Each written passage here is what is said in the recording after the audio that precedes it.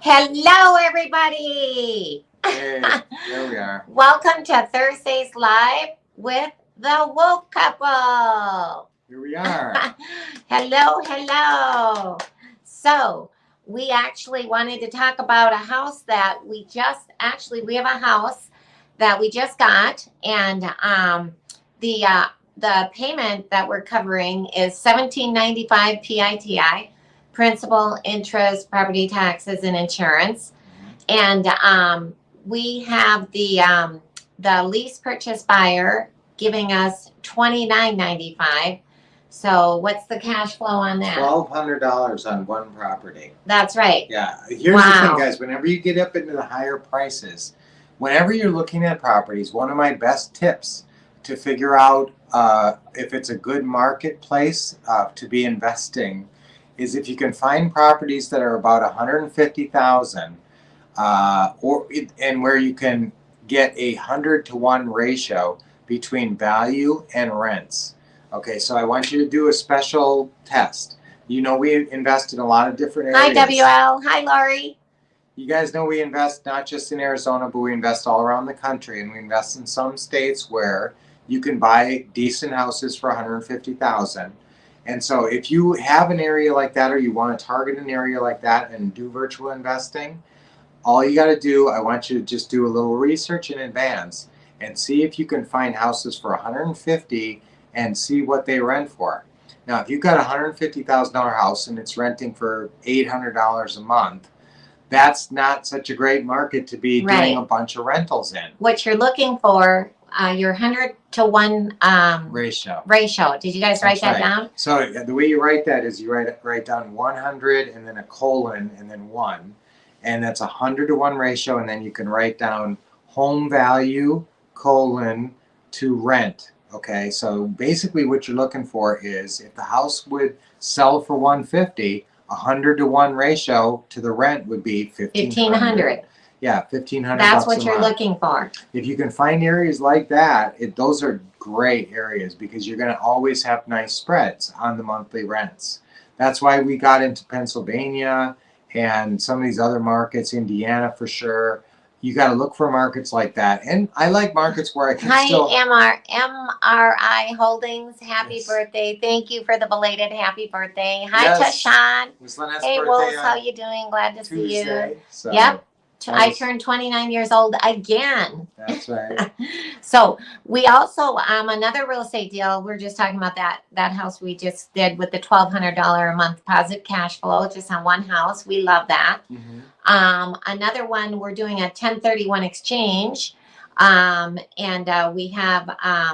okay, now that one we bought for $215,000. That's right. And we...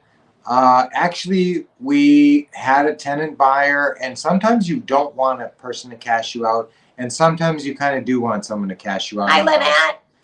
And mostly, guys, we want to set it and forget it. So you can write that down. Normally, we like to set it and forget it, and that's how we can make some very big paychecks on some houses. Like the biggest one we ever made was just recently where we made $405,000. $770 on a house that we had held for 24 years. So if you hold the house a long time, you get the mortgage paid all the way off.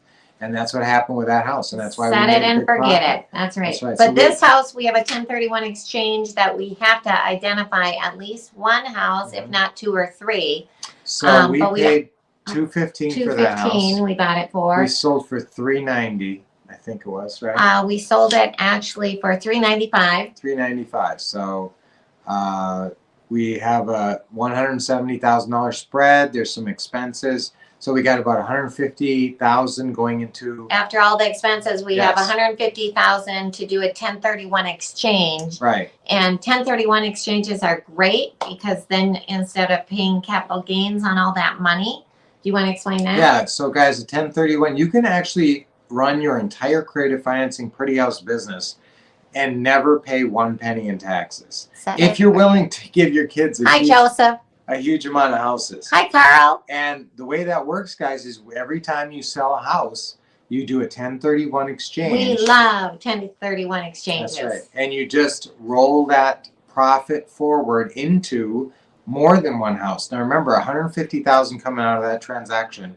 That means we could buy 3 pretty houses with $50,000 down payments. That's right. I love it because instead of saying we usually put nothing down, I would say I'm sorry, but I have to put $50,000 down. Well, we don't say we're sorry, but I know, but you we get come in the idea. You approach the deal differently. You actually tell folks, if you're looking at a $200,000 house and you got 150 you're trying to use as a 1031 exchange, you come in and say, hey, so normally what we'll do is we'll pay about 20% down.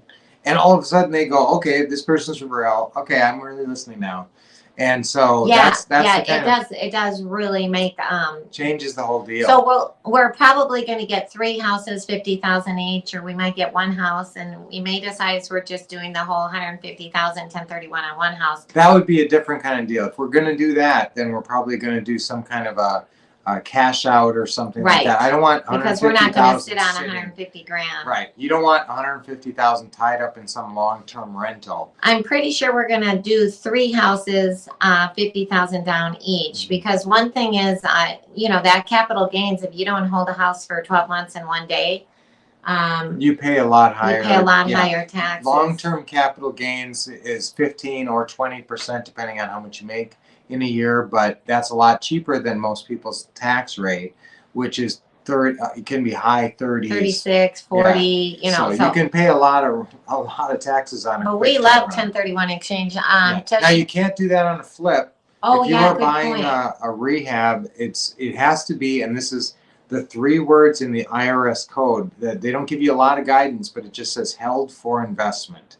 So it has to look like you're holding it for an investment, like some kind of a lease or rental situation. Now, someone could cash you out pretty quick, but you better stick somebody in there who looks like a rental. And if you are commonly doing that in your business and someone just happens to cash you out really fast, like within a couple of months, it's understandable. You've got all the paperwork. And remember, what you write on your taxes, you're deciding what to put on your taxes. It's you and your CPA. Always consult your CPA and your attorney. Unless you get audited, nobody's going to question what you're doing with your 1031 exchanges. Now, it's unusual you're going to get audited, but be careful. Follow the rules for sure. Hi, Destiny. Thank you, Tashawn. I am really sorry about your mom. Oh, that is so sad. You lost your mom on January 5th. Our heart goes out to you. A lot of stuff going on in the world. We just had one of our students just got off the phone with her whose husband is in the hospital with COVID right now, and they're thinking about intubating him maybe. So guys, it's a real challenge out there, so take care of yourselves and be careful.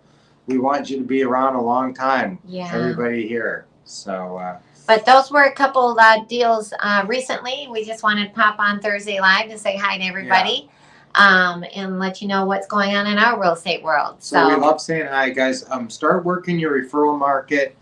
Start talking to wholesalers who are throwing away pretty house deals.